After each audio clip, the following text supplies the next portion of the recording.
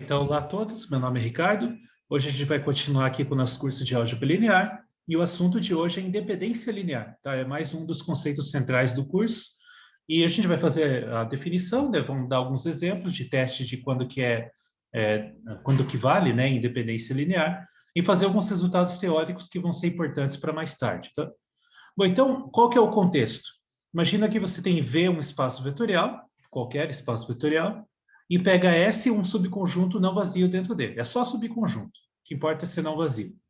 Aí eu faço a seguinte pergunta. Pega o vetor nulo do espaço vetorial, que você sabe que tem, e pergunta assim, de quantas maneiras você pode escrever o vetor nulo como combinação linear dos elementos de S? Tá? Então, essa é a pergunta. Bom, sempre tem um jeito de fazer isso, que é o jeito trivial, digamos assim. Pega qualquer vetor dentro desse subconjunto S, multiplica ele pelo escalar zero, isso é uma das operações que eu posso fazer em espaço vetorial, e isso é uma combinação linear de elementos de S, né? O V é um elemento do S, eu estou multiplicando ele por um escalar, isso é uma combinação linear. Só tem um vetor, mas não importa, é uma combinação linear. Só que zero vezes qualquer vetor dá sempre o vetor nulo, né? Então, isso é uma maneira de escrever o vetor nulo como combinação linear de elementos de S. Só que é uma maneira que a gente chama trivial, né? Você não tem que pensar muito para você criar essa forma aqui. Então, a pergunta não é exatamente se é possível fazer isso, porque sempre é. A pergunta é de quantas maneiras você pode fazer isso, tá? Então, esse mesmo argumento que eu acabei de fazer aqui, colocando um vetor do S e zero, eu posso repetir o mesmo argumento para quantos vetores forem, né, no S. Eu pego N vetores do S, boto o escalar igual a zero na frente de todo mundo, isso vai dar zero, né?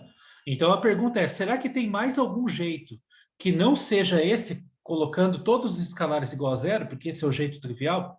Então essa é a pergunta que a gente vai fazer aqui. Bom, então o conceito está relacionado a isso. A gente diz que esse subconjunto S ele é linearmente independente, ou a abreviação que a gente simplesmente chama de LI, para não precisar ficar falando, né, tudo essa frase. Você diz que ele é linearmente independente se o único jeito de você escrever o vetor nulo como combinação linear dos elementos desse subconjunto é quando todos os coeficientes, todos os escalares são necessariamente iguais a zero. Ou seja, não tem como você bolar uma forma de combinar linearmente elementos do S usando coeficientes que algum deles, pelo menos ali, seja diferente de zero, que faça com que isso dê o vetor nulo. Tá? Isso para ser linearmente independente. Essa é a condição. Tá? Então, em símbolos, né, em termos de álgebra, né, o que significa isso? Então, você diz que ele é linearmente independente se toda vez que o vetor nulo for combinação linear de elementos do S, né, então aqui do lado esquerdo você tem uma coisa que é uma combinação linear de vetores V1 até Vn, com vetores V1 até Vn em S, tá? Então, toda vez que você tiver essa situação, necessariamente A1, A2, A3 até AN, todos eles são iguais a zero. Ou seja, é uma implicação. Se vale essa equação, então todos os coeficientes A1 até AN são iguais a zero. O único jeito de fazer isso aqui ser igual a zero é quando todos os A são iguais a zero. Então, esse é o conceito de ser linearmente independente. E caso o conjunto não seja, né, linearmente independente, ou seja, caso tenha alguma maneira de você escrever o vetor nulo como combinação linear de elementos de S sem que todos os escalares sejam iguais a zero, você diz que ele é linearmente dependente. Tá? Então, esse é o conceito, é um dos conceitos mais complicados assim da álgebra linear, porque tem que treinar bastante para entender o que ele quer dizer, né? Então, vamos fazer exemplos. Primeiro exemplo aqui, o contexto, né? O espaço vetorial por cima é o R2, e pega esse subconjunto S aqui com dois vetores. Que a gente vai testar se esse conjunto com dois vetores é linearmente independente ou não. Tá? Então, bom, só tem dois vetores nesse conjunto. Então, eu quero fazer qual teste? Eu quero escrever o vetor nulo como combinação linear dos elementos desse conjunto e descobrir se isso só tem uma maneira de fazer ou não. Tá? Então, como que a gente começa esse tipo de coisa? Já que são dois vetores, eu vou precisar de dois escalares só. É uma combinação linear de dois vetores. Então, eu vou começar assim, ó. Suponha que existam escalares. Como são só dois, eu vou chamar de A e B, por exemplo. A e B reais, tais que o vetor nulo se escreve como combinação linear desses dois vetores. Ou seja, o primeiro escalar vezes o primeiro vetor mais o segundo escalar vezes o segundo vetor, isso resulta no vetor nulo. Então, eu suponho que tem uma maneira de escrever o vetor nulo como combinação linear desses dois caras, e aí eu quero basicamente saber quem que podem ser os valores de A e B. Se eu concluir que os valores de A e B só podem ser 0 e 0, isso significa que o conjunto é linearmente independente. Se eu não concluir isso necessariamente, se eu puder achar valores de A e B que não precisem ser iguais a zero, tais que isso aconteça, ele é linearmente independente, tá? Bom, então isso aqui vai originar um sistema, a gente vai resolver o sistema e ver o conjunto de solução dele. Mais importante que isso, vai ser sempre um sistema linear homogêneo, tá? Bom, então como que eu resolvo? Onde está o sistema, né? O que que eu faço? Eu simplesmente junto esses dois vetores aqui em um só, tá? Então, usando a definição das operações de R2, né? Então, o lado esquerdo aqui eu posso escrever a primeira coordenada desse primeiro vetor vai ser menos a primeira coordenada desse segundo vetor vai ser 2b, então, juntando as duas, já direto, vai ser menos a mais 2b. E a segunda coordenada, eu vou ter a vezes 1, que é a, 3 vezes b, que é 3b, então a segunda coordenada vai ser a mais 3b. E isso tem que ser igual ao vetor nulo. Bom, então aqui eu tenho uma igualdade de dois vetores, isso significa que as coordenadas deles são iguais, né? Então isso aqui implica que menos a mais 2b é igual a zero, e aqui que vai estar o sistema, né? E a mais 3b também tem que ser igual a zero. Então isso aqui te dá um sistema linear, homogêneo, de duas equações e duas incógnitas. Bom, então, para resolver isso aqui é bem fácil, né? Eu posso direto aqui somar as duas equações, que eu já elimino o A, e aí eu vou ter 5b igual a zero. Se o 5b é igual a zero, isso implica necessariamente que o b seja zero. E aí eu volto em qualquer uma das duas equações, por exemplo, na primeira, como b é igual a zero, eu tenho menos a igual a zero, e, portanto, a igual a zero também. Tá? Então, isso implica que menos a é igual a zero, e, portanto, o a é igual a zero. Ou seja, se tiver escalares, né, A e B, que fazem essa combinação linear dar o vetor nulo, então, necessariamente, o A e o B tem que ser igual a zero. E, portanto, isso significa que esse conjunto é linearmente independente. Tá? Então, é o que a gente acabou de concluir. Então, logo, S é... Eu vou já abreviar, começar a usar essa abreviação, porque ela é bem conveniente, né? Então, logo, esse conjunto S é linearmente independente. Beleza. Então, esse é um exemplo no mundo dos vetores. Agora a gente vai mudar de áreas e vamos fazer um exemplo no mundo das matrizes, tá? Então, pega um exemplo aqui no caso do espaço vetorial. Agora vai ser matrizes 2 por 2. E aí eu vou considerar um conjunto também de três elementos. Ah, desculpa, também não, né? No anterior eu peguei um conjunto com dois, vamos pegar um exemplinho aqui num conjunto com três, né?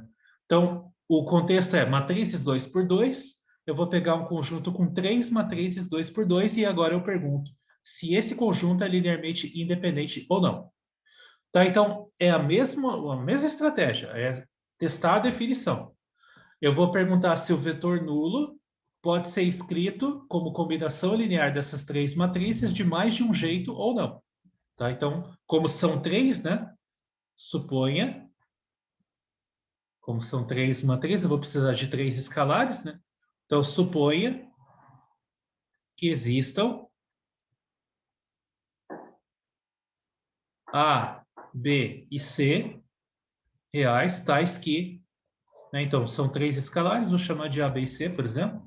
Então, A, B e C tais que a combinação linear A vezes Azinho vezes Azão, que é a matriz Azão, mais Bzinho vezes Bzão, mais Czinho vezes Czão, é igual a zero.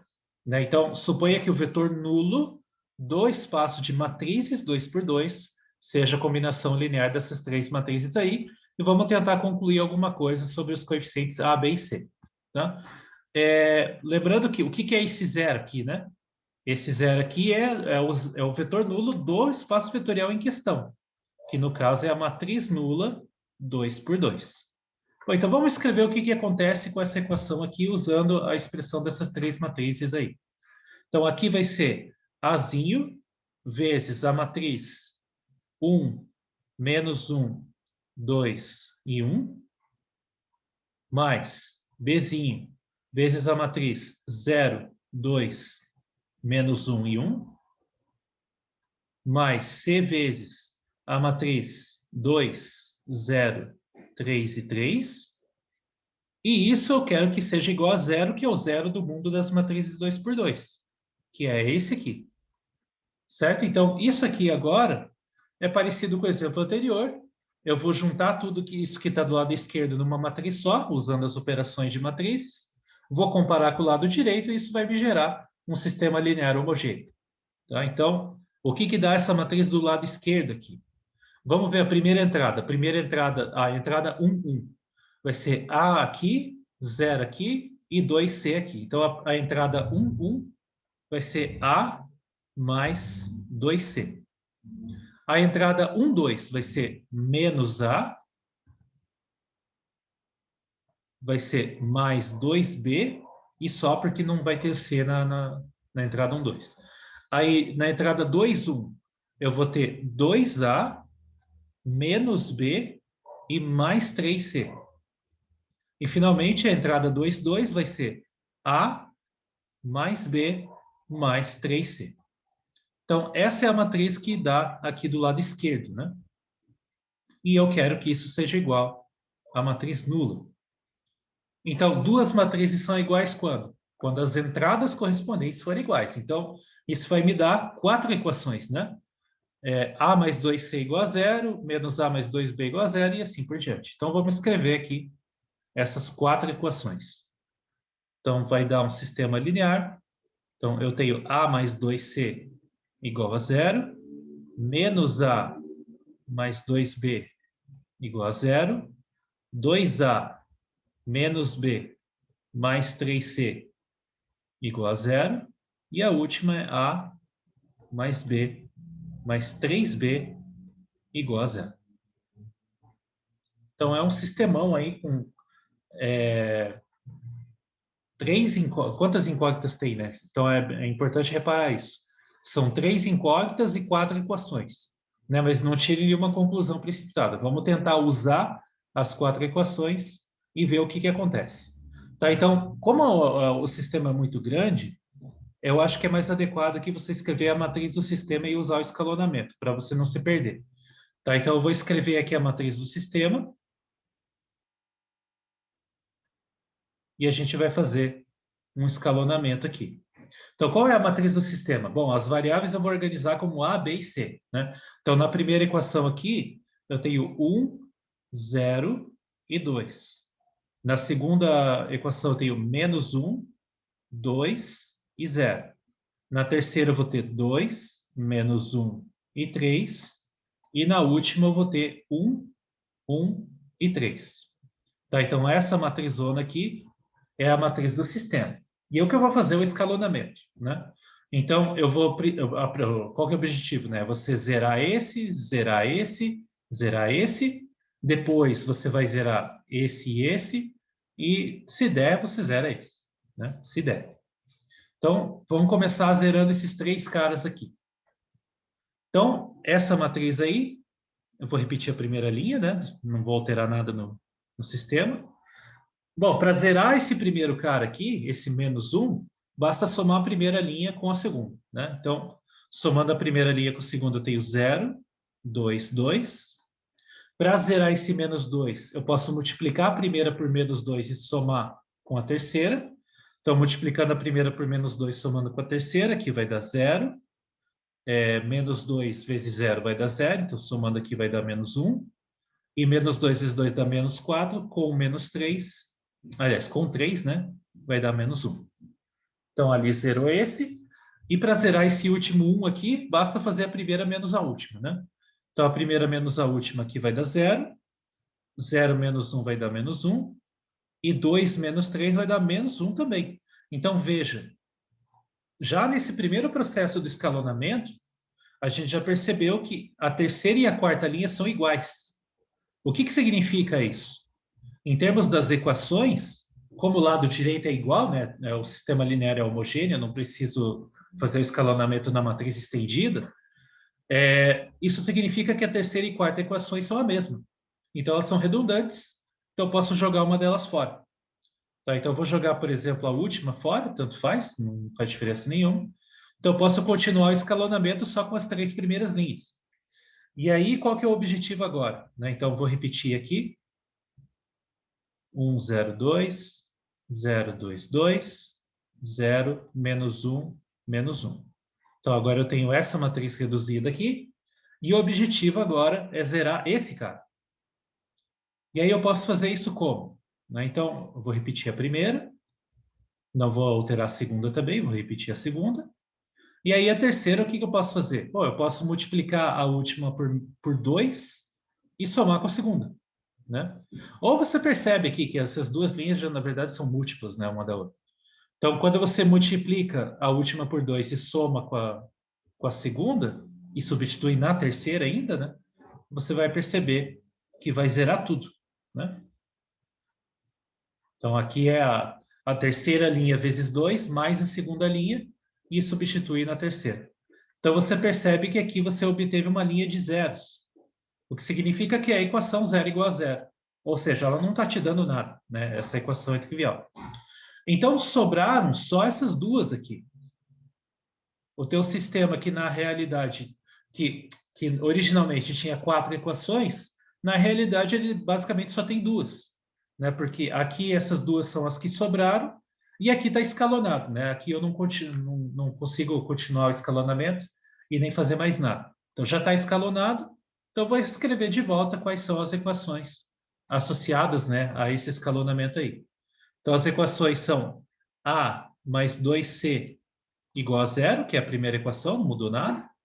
E a segunda equação, ela é 2... Bom, dá para você continuar escalonamento, na verdade, né? Se você quiser aqui, divide essa linha por 2, só para simplificar aqui e deixar 1 e 1. E aí tá bom, deixa assim.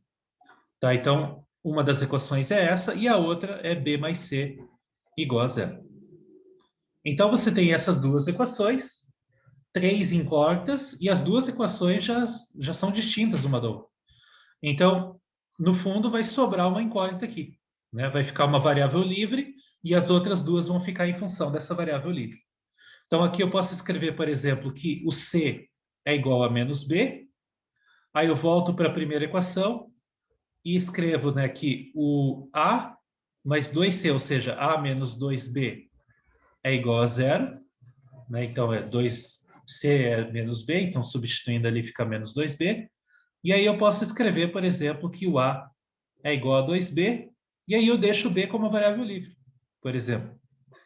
Então, aqui o C está em função do B, o A está em função do B, e o B pode ser qualquer coisa. Né? Eu já usei as duas equações, então o B é livre.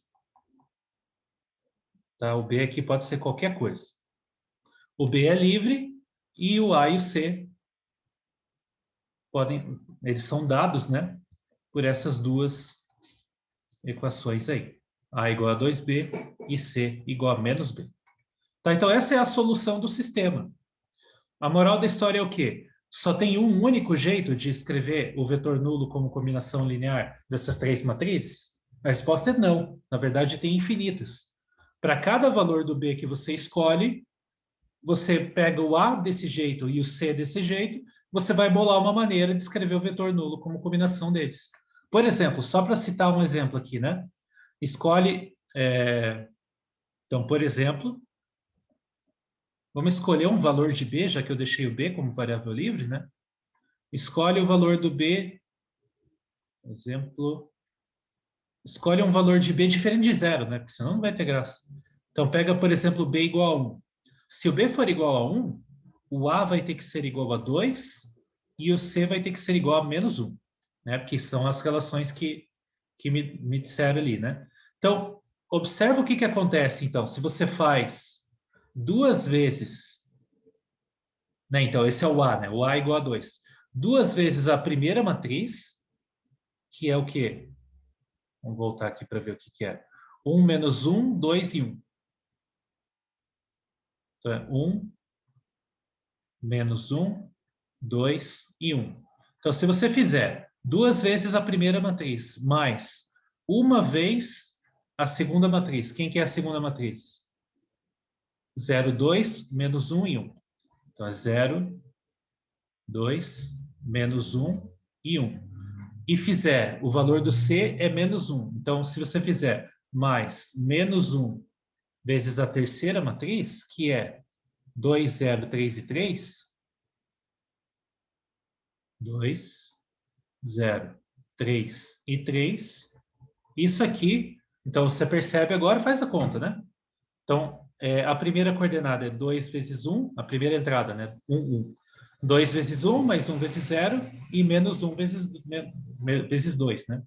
Então, aqui dá 0. A entrada 1, 2 vai ser menos 2 com 2 dá 0, daí aqui é 0 também.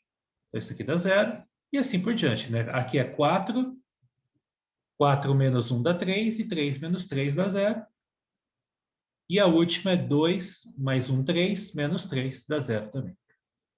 Tá? Então, essa combinação linear, usando esses coeficientes aqui, está te produzindo o vetor nulo sem que todos os coeficientes sejam iguais a zero. Né? Então, a conclusão que você tira é que esse conjunto de matrizes, o conjunto S, né? Conjunto de matrizes dadas por A, B e C acima aí, é LD, é linearmente dependente. Tudo bem? E aí você percebe, né, que, por exemplo, aqui, vou escrever mais fácil aqui. Vou escrever nessa linguagem aqui de matrizes. 2 vezes A mais B menos C igual a zero. Essa equação aqui que a gente acabou de obter, né? Então, escrevendo matricialmente, sem precisar escrever as entradas da matriz. E aí você observa que vale essa equação, então, portanto, o C, se você isolar o C ali nessa equação, o C vai ser igual a 2A mais B. Ou seja, nesse conjunto de três matrizes, a matriz C você obtém como combinação linear das outras duas matrizes. Né? Então, você tem um conjunto de três e você acabou de concluir que uma delas é a combinação linear das demais. E isso é uma das coisas que caracteriza o conjunto ser linearmente dependente. Tá? Se você perceber, o conjunto que você está testando, se você perceber que algum dos vetores é combinação linear dos demais, então esse conjunto é linearmente dependente. A gente vai provar isso mais tarde, de maneira geral. Tá? Isso vai valer sempre. Então, aqui a gente percebe, então, que o C, a matriz C, né, a terceira matriz é a combinação linear das demais. Bom, então, um terceiro exemplo aqui, agora vamos para o mundo dos polinômios. Tá, então, aqui agora, o espaço vetorial, conjunto dos polinômios de grau menor ou igual a 2, e eu vou pegar esses três polinômios aqui. O P1 é dado por 2 mais x quadrado, o P2 é dado por menos 1 mais x quadrado, e o P3 é dado por x mais 2x quadrado. E eu quero testar se esse conjunto de três polinômios é linearmente independente ou não. Tá? Então, vamos apelar para a definição. Vamos lá, sejam, já que são três, então eu vou precisar de três escalares, sejam A, B e C números reais, tais que A vezes o polinômio P1, mais B vezes o polinômio P2, mais C vezes o polinômio P3, isso dá o vetor nulo. Qual o vetor nulo? O vetor nulo do espaço de polinômios de grau menor ou igual a 2. Tá? Então, eu quero estudar quais são os possíveis coeficientes A, B e C que fazem o vetor nulo ser combinação linear desses três polinômios. E aí a gente quer saber de quantas maneiras, né? Quantas soluções vai ter essa equação aí. Bom, agora eu vou escrever explicitamente quem são cada um dos polinômios e a gente vai usar as operações do mundo dos polinômios. Tá? Então, aqui, A vezes o P1, quem é o P1? O P1 é o polinômio 2 mais x quadrado. B vezes P2, quem que é o P2? É o polinômio menos 1 mais x quadrado. E C vezes o terceiro polinômio, que é x mais 2x quadrado. E isso tem que ser igual ao vetor nulo. O que é o vetor nulo do espaço P2? É o polinômio 0 mais 0x mais 0x quadrado. É o polinômio nulo de grau menor ou igual a 2. Né? Então, os três coeficientes ali têm que ser iguais a zero. O que eu vou fazer agora? Eu vou rearranjar essa expressão do lado esquerdo, vou escrever ela como um polinômio, ou seja, um cara sem x, um cara com x e um cara com x quadrado. Tá? Então, a gente vai reagrupar os termos aqui, e aí perceba assim, quem que é o cara que está sozinho? Quem que é o cara que não tem x em nenhuma parcela aqui, né? Bom, um deles vai ser o a vezes 2, ou seja, 2a. O outro deles vai ser b vezes menos 1, que vai ser menos b. E só, né? Porque daí o c multiplica x nas duas parcelas. Então, esse é o cara que está sozinho, que não tem a variável x. Agora, quem é o cara que multiplica x? Bom, na primeira, eu não tenho, né? Na segunda, eu vou ter b vezes x. Então, aqui eu vou ter um b. E na terceira, eu vou ter c vezes x. Então, eu vou ter um c aqui. Isso é o cara que multiplica x. E, finalmente, os caras que multiplicam x quadrado agora.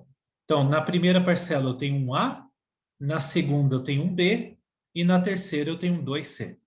Isso tudo multiplica x quadrado e isso tem que ser igual a 0 mais 0x mais 0x quadrado. Por que eu fiz isso? Porque agora eu tenho uma igualdade. Esse igual acontece aonde? Acontece no espaço vetorial em questão. É uma igualdade de polinômios. O polinômio do lado esquerdo é igual ao polinômio do lado direito. Quando que dois polinômios são iguais? Bom, a gente já viu um dos primeiros vídeos que eles são iguais quando seus coeficientes são iguais. Então, os coeficientes correspondentes, né? Então, por exemplo, o cara de grau 0 tem que ser igual ao cara de grau 0. O coeficiente do cara de grau 1 tem que ser igual ao coeficiente do cara de grau 1. E o coeficiente de grau 2 é igual ao coeficiente de grau 2. Então, isso me dá três equações, né? E vai dar um sistema linear homogêneo de novo, tá? Então, quais são as equações? As equações são 2a menos b igual a zero, b mais c igual a zero, e a última, a mais b mais 2c igual a zero. E aí eu tenho que resolver esse sistema linear aqui. Bom, então vamos ver. A solução aqui deve ser tranquila, né? Então pega, por exemplo, a primeira e a segunda equação e soma. Você elimina a variável b.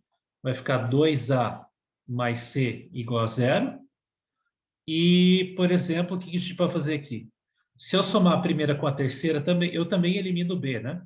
Então, se eu somar a primeira com a terceira, eu vou ter 3a, some o b, mais 2c igual a zero. E aí eu reduzi o sistema agora a duas equações e duas incógnitas. Então, eu posso, por exemplo, multiplicar a primeira por menos 2, vai ficar menos 4a menos 2c igual a zero. A segunda equação é 3a mais 2c igual a zero. Eu somo as duas. Eu não estou fazendo escalonamento, porque é um sistema simples. Então, eu somo essas duas, elimino c, e aí eu obtenho aqui menos a igual a zero, e, portanto, o a é igual a zero. Então, eu já concluí aqui que o a necessariamente tem que ser igual a zero. Volto para as outras duas equações. Então, por exemplo, na primeira, como a é igual a zero, eu concluo que o menos b é igual a zero. Portanto, o bzinho também é igual a zero. Então, aqui está a conclusão sobre o b. E, finalmente, eu volto, por exemplo, para a segunda equação. B mais C igual a zero, o B já é zero. Então, eu concluo que o C também é igual a zero. Tá? Então, a única solução desse sistema linear é aquela onde todos os coeficientes são iguais a zero. Portanto, esse conjunto de polinômios que está aqui é linearmente independente. Tá? O único jeito de escrever o vetor nulo como combinação linear desses três é quando todos os coeficientes são iguais a zero. Tá? Então, essa é a conclusão. Logo, o conjunto S dado por esses três polinômios P1, P2, P3 é linearmente independente. Tá? Então, tá aí um exemplo de cada um dos mundos, né? Os mundos principais que eu falei, que a gente estuda na álgebra linear de dimensão finita. Então, um exemplo no RN, um exemplo de matrizes e um exemplo de polinômios. Tá? Então, agora vamos provar algumas propriedades básicas sobre independência linear, que são úteis na hora de testar, né, se um conjunto é linearmente independente ou não. Então, a primeira propriedade é muito simples. Qualquer subconjunto que você quer testar se é linearmente independente ou não, se o vetor nulo estiver dentro desse conjunto, então necessariamente ele é LD. Tá? Por que isso é verdade? É muito simples. Porque se você pega, você sabe que o vetor nulo está no subconjunto, você está supondo isso. Tá? Então, se o vetor nulo está no subconjunto, você tem direito de fazer combinações lineares onde envolve o vetor nulo. Só que o vetor nulo vezes qualquer escalar é zero. Então, se você multiplicar o vetor nulo por um escalar não nulo, você vai produzir o zero, ou seja, o vetor nulo, como uma combinação linear sem usar os escalares todos iguais a zero. Tá? Então, se o zero pertence a S, então, por exemplo, 1 vezes zero, pensando 1 como escalar e aqui como o vetor nulo, 1 vezes zero é igual a zero. Né? Então, eu estou escrevendo o vetor nulo como combinação linear de elementos de S, porque o zero pertence a S por hipótese. E esses escalares não são nulos, né? Ou o único escalar que tem. Então, tem uma maneira de escrever o vetor nulo como combinação linear de elementos de S sem que todos os escalares sejam iguais a zero. Portanto, esse conjunto é LD. Tá? Então, isso implica que o S é linearmente independente. Então, qualquer conjunto que contiver o vetor nulo, automaticamente é LD. Tá? A segunda propriedade, ela diz o seguinte: quando que um conjunto que só tem um elemento é linearmente independente? Tá? Então, pega um vetor em V, pega o conjunto S como o conjunto que só tem esse vetor. Tá? Então, o teste é um conjunto que só tem um vetor. Quando que ele é linearmente independente? O critério é, bom, ele é linearmente independente se e somente se esse vetor é não nulo. Tá? Então, é se e somente se, né? Então, por exemplo, se eu suponho que ele é linearmente independente, eu quero concluir que esse vetor é diferente de zero. Como é que eu faço isso? Né? Então, posso fazer por absurdo, por exemplo. Então, a implicação suponha por absurdo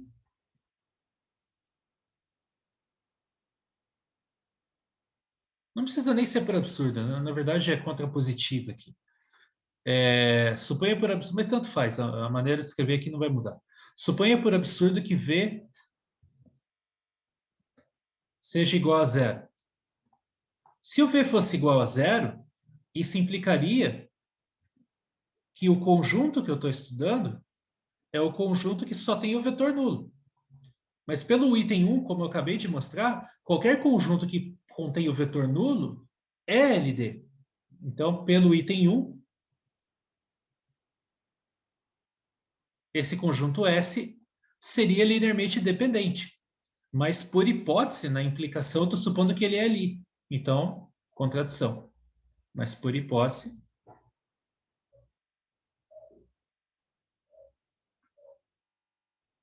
o S é LI. Contradição. Logo, isso prova a ida. Né? Então, se for linearmente independente, então o vetor tem que ser diferente de zero. Tem que ser não nulo. E a volta?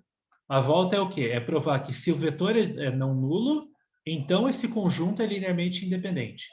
Então, eu quero testar se um conjunto com um único vetor é linearmente independente.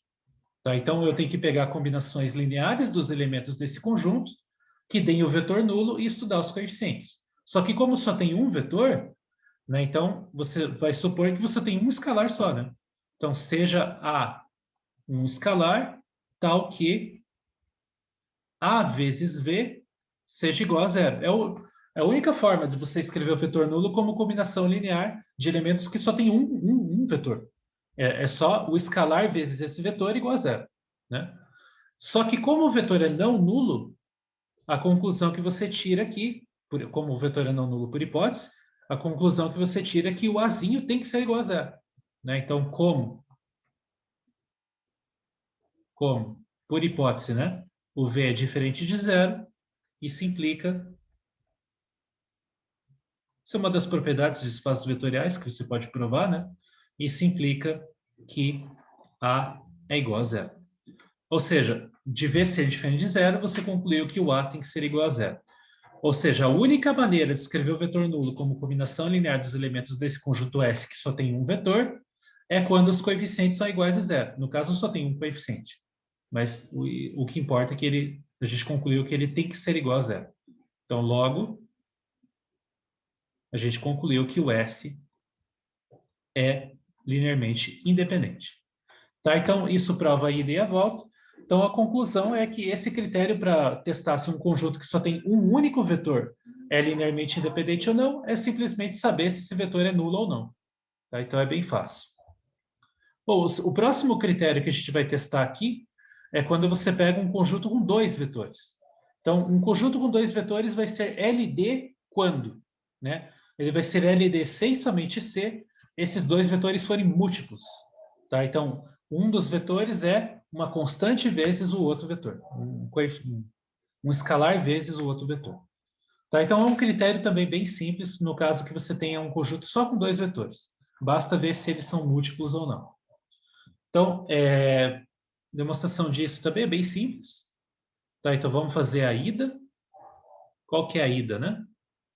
A ida é, suponha que ele é linearmente dependente e conclua que eles têm que ser múltiplos. O que é supor que ele seja linearmente dependente? Né? Qual é a conclusão? Então, se esse conjunto S com os vetores V e W é LD, isso significa, por definição, né, do que significa ser LD, que existem escalares A e B reais que não podem ser os dois ao mesmo tempo iguais a zero, né? A gente está supondo que tem uma maneira não trivial de escrever o vetor nulo como combinação linear desses caras, né? Então, que existam A e B reais, tais que A vezes B vezes V mais B vezes W dá igual a zero, com A diferente de zero ou B diferente de zero.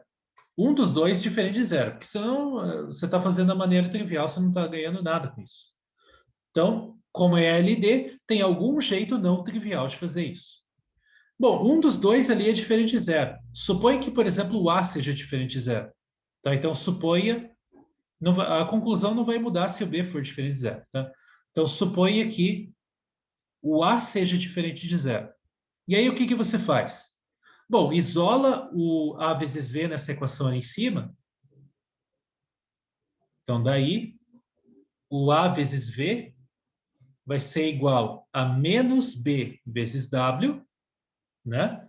E aí, como eu estou supondo que o A é diferente de zero, esse escalar pode passar dividindo. Então, isso aqui vai implicar, como o A é diferente de zero, que o V vai ser igual a menos B sobre A vezes W.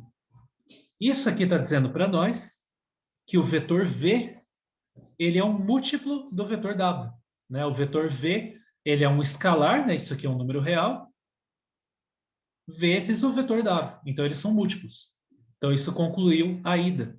Né? Se o conjunto é linearmente dependente, você conclui que os dois vetores são múltiplos. Se eu tivesse suposto que o B é diferente de zero, eu faço a mesma coisa, só que agora eu isolo o W. Eu passo o B dividindo e concluo o análogo. Eu vou concluir que o W vai ser múltiplo do V. O que importa é a conclusão, né? Um dos vetores é múltiplo do outro. E a volta eu quero concluir agora, né? Se eles são múltiplos, eu quero concluir que o conjunto é linearmente dependente. Então, vamos supor que, por exemplo, W é múltiplo do V. Tá? Então, suponha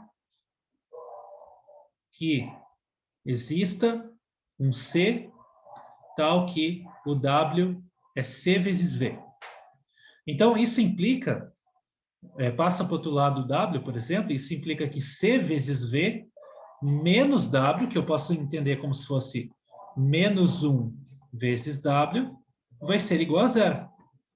Isso que eu acabei de escrever aqui é uma combinação linear de V e de W, que está dando o vetor nulo, sem que todos os coeficientes sejam iguais a zero, porque aqui eu tenho um menos 1. Aqui. Esse escalar menos 1, ele é diferente de zero. Então, eu estou concluindo que o vetor nulo pode ser escrito de maneira não trivial como combinação linear de V e de W. Então, o conjunto com os vetores V e W é linearmente dependente. Então, isso implica que o conjunto de vetores VW é LD. Tá, então, está aprovada a volta também.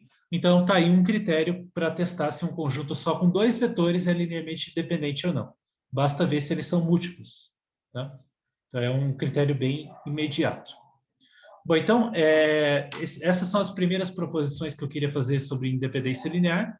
No próximo vídeo eu vou fazer mais resultados teóricos sobre isso, um pouco mais complicados do que esses. Tá, então, é isso que eu queria falar por hoje. A gente se vê na próxima e até mais.